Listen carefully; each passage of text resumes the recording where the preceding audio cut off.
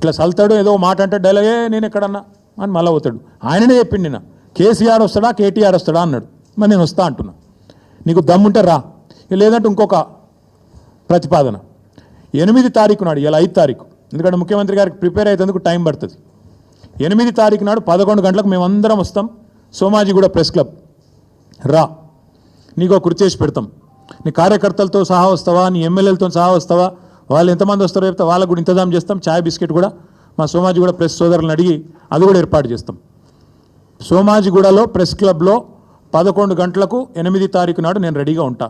నువ్వు వస్తావా రావా నీ ఇష్టం, నువ్వే ఛాలెంజ్ ఇస్తున్నావు, రావాలని కోరుతున్నా. వస్తే సంతోషం, మీడియా ముందే చర్చిద్దాం, నీళ్ళకు నీళ్ళు పాలకు పాలు. ఇంకొక మాట కూడా నేను చెప్తా ఉన్నా, ఇవాళ మా రైతన్నలు కూడా వినాలని చెప్పి కూడా కోరుతా ఉన్నా. వాస్తవం ఏంది, ఈరోజు సిగ్గు లేకుండా ఈ ముఖ్యమంత్రి రైతు బంద్ వేసినా పండుగ చేసుకోండి అంటుండు.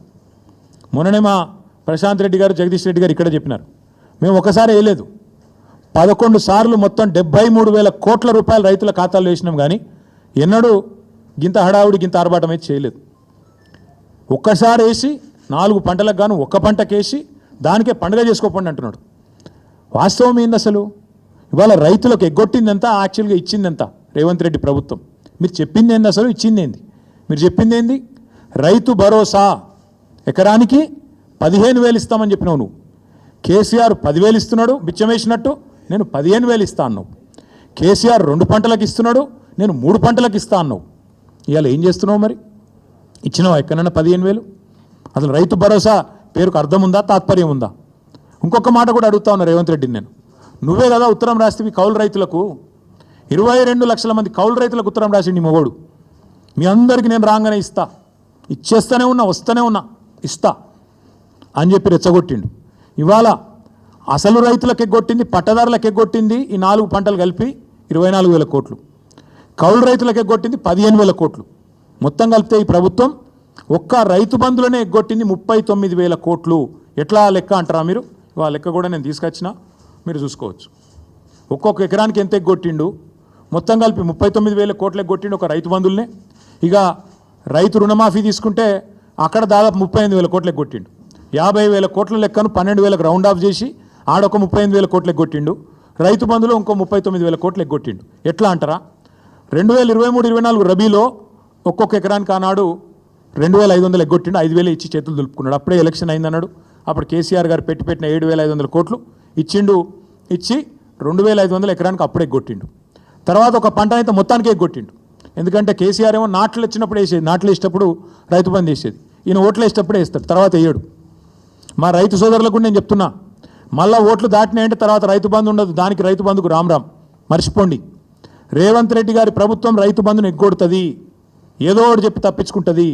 ఈ 2024-25లో ఆనాడు మొత్తం 23-24 వానాకాలంలో రబీల్నేమో 5,000 ఇచ్చిండు, మొత్తం 23-24 వానాకాలం ఏమో మొత్తానికి ఎగ్గొట్టిండు 7,500. అటెనక 2024-25 దానిలో కూడా మొత్తం ఎగ్గొట్టిండు 7,500. మొన్న మళ్ళీ 1,500. అంటే మొత్తం కలిపితే ఒక్కొక్క ఎకరానికి 19,000 బాకీ రేవంత్ రెడ్డి ప్రభుత్వం ఒక రైతు బంధుకి.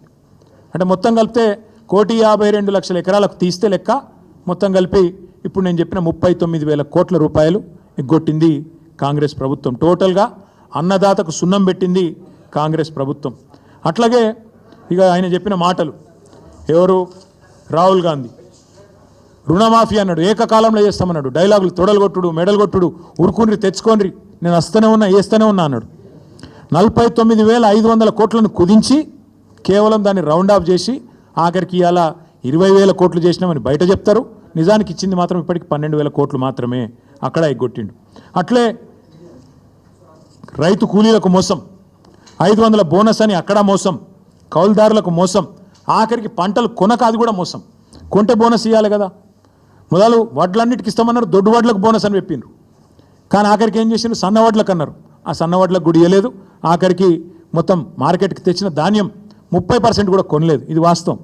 ఇక చెప్తా పోతే చాలా ఉన్నాయి, కానీ నేను ఒకటే చెప్పేది, ఇట్లా ఎన్నో రకాలుగా ఈ రైతులను మోసం చేసి ఈరోజు రాష్ట్రంలో ఉండే నిరుద్యోగులు ఇంకా పెద్ద జోకు, 60,000 తలకాయలు లెక్క పెడతారటిన మందికి పుట్టిన బిడ్డలు మా బిడ్డలు అని చెప్పుకునే బాపతు. కేసీఆర్ గారు ఇచ్చిన ఉద్యోగాలు కేసీఆర్ గారి ప్రభుత్వంలో ప్రారంభమైన నియామకాలు నీ టైంకి వచ్చే వరకు కాగితం ఇచ్చే మోకా